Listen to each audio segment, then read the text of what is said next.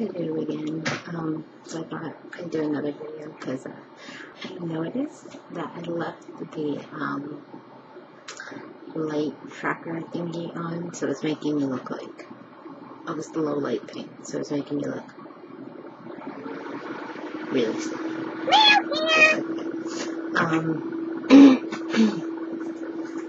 So I'm going to post up an observation and a rant. First, my observation, in about a week or so, it will be exactly a year from when I left for Britain for my world tour, so I thought that was pretty cool. A lot has happened in the year. My hair grew longer. Because if you look at the old video I made the day of I was leaving, my hair was like up to here because I cut it. Grew this much. I also straightened my hair permanently. Shockingly straightening. Yeah. Just a lot of little changes here and there, especially job-wise and whatnot. And it's weird because you never notice how much life changes.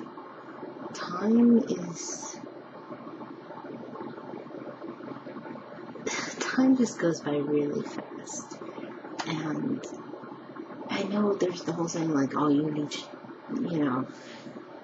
kind of cherish the time that you have and all that, and it's right. At the same time, in a blink of an eye, before you even realize it's over, like, I know I'm gonna sound like cross-mouth, but I really am not trying to sound true, but the thing I just did a second ago, that's the past. No, that was the past. And now I'm going into the future. And it's just weird and it's trippy because you never realize what you should do until after it's done. And as much as people like to say over and over, oh, you should cherish this moment, you should cherish it. Yes, you should cherish it and hold it dear, but at the same time, feelings change all the time.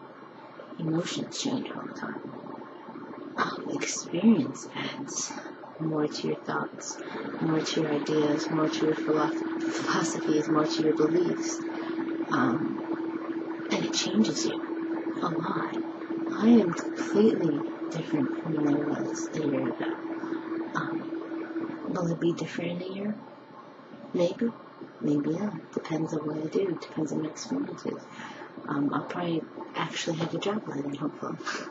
And in that year, maybe that job will influence me. Maybe it will change me. Maybe something will happen.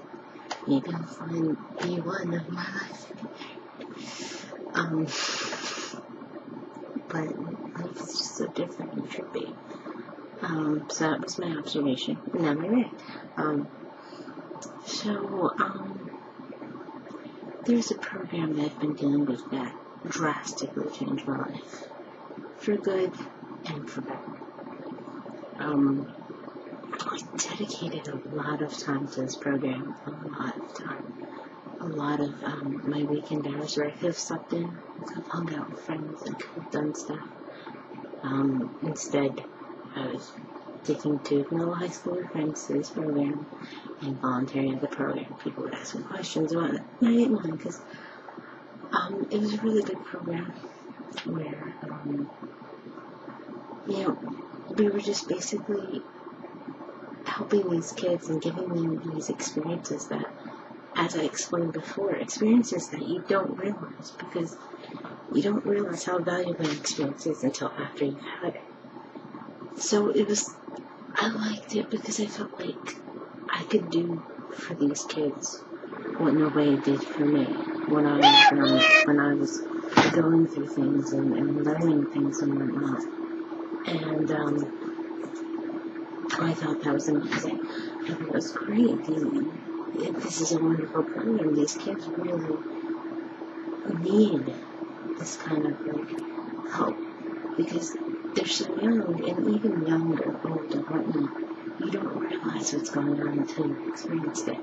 But for us to sit there and give experiences to these kids, to talk to them, tell them their stories, that's a lot. That's really a lot. But I was involved in it for about a year and a half.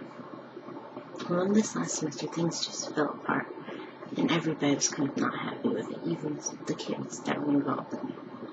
I was the only one who really kind of spoke up to the director about it and said, yeah, I don't agree with this is wrong, you need to do it like this, he didn't want to listen to me. And from that point on, his view of me started to change. He started acting different, distant from me, and kind of cold. Like, he just acted in a way where he was kind of trying to distance me in the program.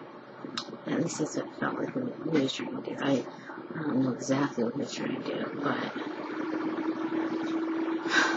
I do know that it felt awkward. I didn't feel comfortable. So I thought, fine, you know what? At first I thought I wanted to quit completely. I didn't want to deal with the guy. I didn't want to deal with any of them. That's it. Until when I mentioned it to all the kids, he said, why do you do it? Why are you going to do that?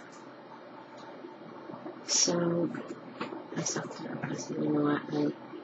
I adore these kids. And I really want to be there for them. I really want to be. This is why I love the program, not because of this Jack, A-double-S, but because, you know, I like what the program does. I like what it does for the kids. I like that whole feeling. So I decided to stick with it. And then when I became unemployed, it was a huge opportunity. I was like, now I have time to do this. So I haven't heard anything back from him, so let me give him an email, give him a heads up, say, hey, I'm completely available. I'm really interested. Just, hey, let me know. Give me a heads up.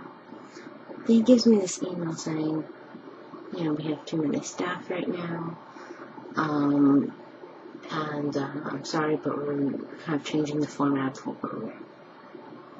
I said, okay, fine. But at the same time, it just seemed weird. Because as somebody who's also a part of the board of directors, he hadn't said anything to us about changing any kind of format or anything. And it's kind of understood that there were some of us who were willing to volunteer, and we were waiting to hear information from him. So, okay, fine, whatever. But I sent him an email saying, what about this spring and the fall? Because right now I feel like you're kind of pushing me away. And then I get this kind of exasperated email back, kind of like, I'm really busy right now, I hope you understand that, but we're going to have stricter principles and stricter, ways of getting the staff. It's not going to be the same way. So he kind of acted funny towards me. So I sent another email kind of just telling him, hey, I understand you're busy, but the way you've been acting, the way you've been treating me just kind of puts a bad taste in my mouth. He hasn't replied back because I just sent it tonight, but it did a lot. I'm not going to say that was perfect, that was wonderful, that I am the best chef member in the world. No, I had my problems, but I did a lot. I sacrificed a lot. I spent a lot of money. I even had my stuff stolen, stuff that I brought there for the purpose of the program, for the kids to have fun. I didn't ask them for any money afterwards. I didn't ask them for my stuff back. I haven't asked for anything. Not one thing have I asked for this man. And in return, I never received a thank you. I never received any appreciation from this guy. I just was made to feel like I was a nuisance, like I wasn't wanted there, like I wasn't welcome there. And that killed. It kills when you do a lot for a person, when you sacrifice a lot for a person, and they don't acknowledge you. They kind of step on you. It's all over me, basically. And I know, I'm getting a little too old. And if you notice, I'm not bawling as easily as I have in some of my other videos. I guess lately being unemployed has kind of changed me. I don't know how it changed me, but I feel like I'm a little bit stronger. Like I'm trying to be stronger. I wouldn't say I'm Christian, I'm not Muslim. I'm not Muslim. I'm not any religion. I don't like putting myself under a religion because once you put yourself with a label, if you don't have all those ingredients, they throw you out to the garbage. And that's how they treat me, like you're garbage.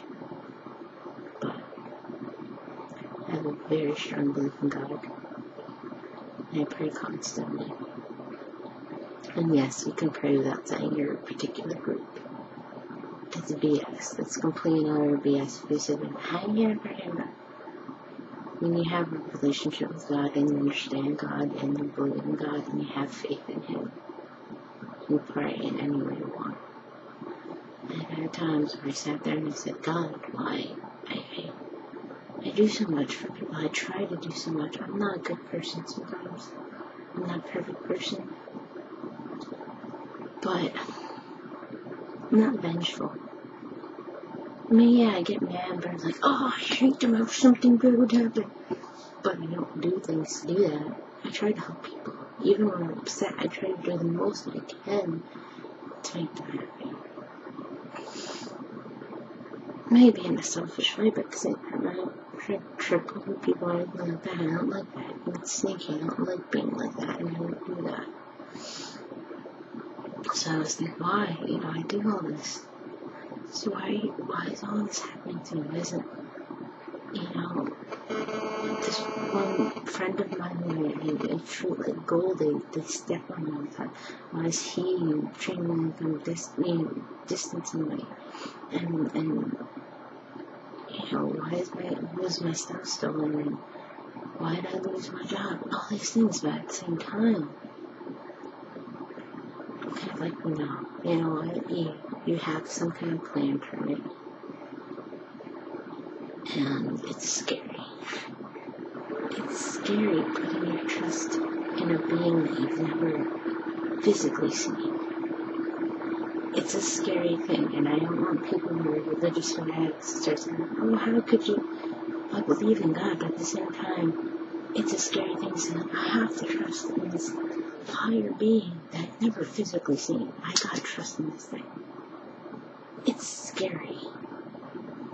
But I'm doing it. I'm trying to do it as best as I can, and it's very hard, but I do it. I push myself to do it, and when things happen, it's like, wow, like God is great. God is so great, and I know what He has in plan is for the best for me. It's my map, my story, my design.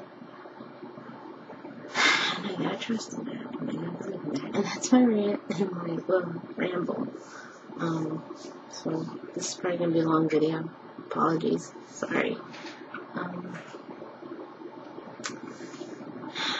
that's it. And I actually did cry. I teared up a lot, but I did not cry.